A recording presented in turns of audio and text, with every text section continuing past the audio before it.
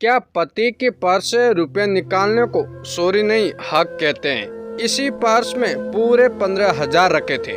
मुझे अच्छे से याद है और तब से मैंने ये पर्स इस्तेमाल भी नहीं किया है। फिर इसमें लगभग 5,000 रुपये कहाँ गए। पर्स को अच्छे से देखने के बाद वैशाली परेशान होकर खुद से ही बातें कर रही थी। तभी कमरे में सासू करुणा जी आई। उसने अपने आप से ही बातें करते देख पूछने लगी, क्या हुआ बहू, बहुत परेशान लग रही, खुद से ही बातें किए जा रही हो और ये पर्स का सामान बिस्तर पर क्यों फैला रखा है। मम्मी जी, वीरेन ने घर खर्च के लिए 15,000 रुपये दिए थे। मुझे अच्छे से याद है कि मैंने पूरे पैसे इसी पर्स में रखे थे, लेकिन अब इसमें लगभग 5,000 रुपये कम है। समझ नहीं आ रहा कहाँ गए।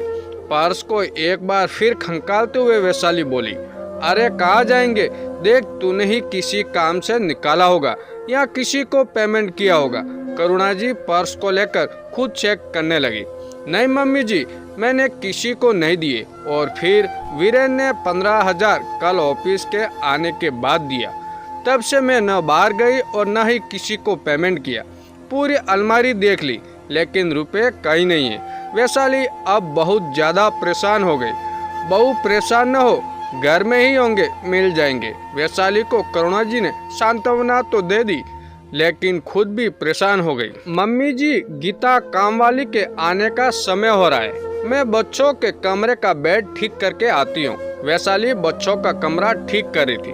उसके बेटे वैशाल का कबाड़ आधा खुला था और कॉपी किताबें नीचे गिरने को बेताब थी।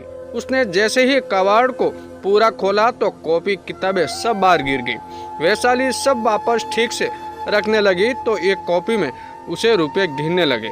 वैशाली की आंखें फटी की फटी रह गई जब उसने पाया कि ये पूरे 5,000 रुपए हैं। फिर तो वैशाली ने उसकी पूरी अलमारी फिर से ठीक की तो उसे थोड़े बहुत और रुपए मिले। मम्मी जी जल्दी से यहाँ आइए। करुणा जी जल्दी से कमरे में आई तो वो भी खोए हुए रुपए को विशाल के कबाड़ से निकलते देख शौक हो गई। बहू, अपना विशु शोर है, उसने अपने ही घर में चोरी की है। विशाल और मिनी बेटी जब स्कूल से आए तो मम्मी और दादी को गुस्से में देख घबरा गए।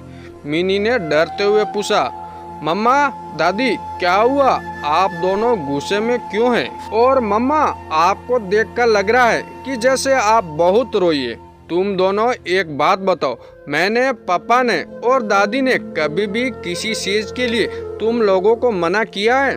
तुम्हारी किसी ख्वाहिशों को पूरा नहीं किया क्या? ऐसा हुआ है?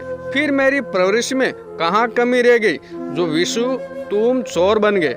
अपने ही घर में तुमने चोरी की। वैशाली की आंखें गुस्से से लाल थी। विशु बेटा, तुमने मम्मी के पास से 5,000 रुपये निकाले थे, सच बोलना, क्योंकि तुम्हारे कबाड़ से, तुम्हारे कॉपी से रुपए मिले। करुणा जी ने विशाल को अपने पास बुलाकर प्यार से पूछा। हाँ दादी, रुपए मैंने लिए लेकिन चोरी नहीं किए। मैंने पैसे मम्मा के पर्स से निकालकर अपने पास रख लिया, बस। विशु ने आराम से बोला। बिना बताए किसी के पर्स से पैसे निकालने को ही चोरी कहते, क्या इतना भी तुम्हें पता नहीं? विशाल की बात सुनकर वैशाली का गुस्सा और बढ़ गया। लेकिन मम्मा, आप भी पापा को बिना बताए अक्सर उनके पर्स से या फिर कपड़े धोते समय शर्ट या पैंट जीन्स से पैसे निकाल लेती हैं। और उस दिन आप निशा आंटी से फोन पर बोल रही थी कि कपड़े धोते समय पति की जेब से पैसे मिलने पर बहुत खुशी होती है, जैसे कोई कुबेर का खजाना मिल गया। और पर्स से बिना बताए कुछ रुपए निकालने को चोरी नहीं, पत्नी का हक कहते हैं। तो मैं भी आपके पर्स से कभी 50, कभी 100 रुपए निकाल लेता था, लेकिन कल आपके पर्स में बहुत ज्यादा पैसे थे तो उस वक्त जितने हाथ में आए मैंने निकाला और अपने पास रख लिया। मम्मा, आप सही कहती हो, ऐसे पैसे निकालकर अपने पास रखने में बहुत अच्छा लगता है। विशाल की बात सुनकर वैशाली और करुणा जी के होश ही उड़ गए। वैशाली वही जमीन पर थप से बैठ गई।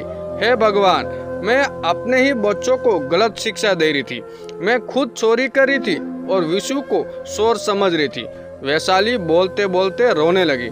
बहू, बच्चे गीली मिट्टी के समान होते हैं। वो अपने घर में, अपने परिवार में जो कुछ भी होता है उसे ही सीखते हैं। हम जैसा आचरण करते हैं बच्चे भी वही करते हैं। जाने अनजाने में तुम्हारी इस हरकत को विशु ने देखा भी और तुम्हारी बातों को सुना भी।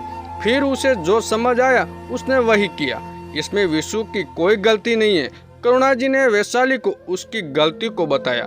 सही कहा मम्मी जी, आपने बच्चे गीली मिट्टी के समान होते हैं, जैसे डालो ढल जाते हैं। वैशाली विशु के आगे कान पकड़कर खड़ी हो गई। सॉरी विशु, मैंने जो कुछ भी किया वो गलत था। किसी को बिना बताए उसका सामान या रुपए लेने को सॉरी ही कहते। मुझे माफ कर दो, मैंने तुम्हें गलत चीज सिखाई। मम्मी आप भी मुझे माफ कर दो, आगे से मैं बिना बताए कुछ भी नहीं लूंगा। विशु भी सॉरी बोल वैशाली के गले लग गया। शाम को वीरेन के घर आने पर वैशाली ने उसे सारी बात बताई और सॉरी बोला। तो वीरेन ने भी सॉरी बोला और बताया कि उसे पता रहता था कि वैशाली ने पैसे लिए हैं। अगर उसने वैशाली को टोक दिया होता तो शायद हम बड़ों को घर में सोच समझकर आचरण करना चाहिए, क्योंकि बच्चे हमारी हर बातों की नकल करते हैं। अनजाने में ही सही हम उन्हें गलत चीज सिखा देते हैं और फिर बच्चों को डांटते हैं या मारते हैं। हम भूल जाते हैं कि बच्चे गीली मिट्टी के जैसे होते हैं, जी सांसें में रखेंगे वैसे ही बनेंगे। दोस्तों ये कहानी आपको कैसी लगी कमेंट करके जरूर बताएं।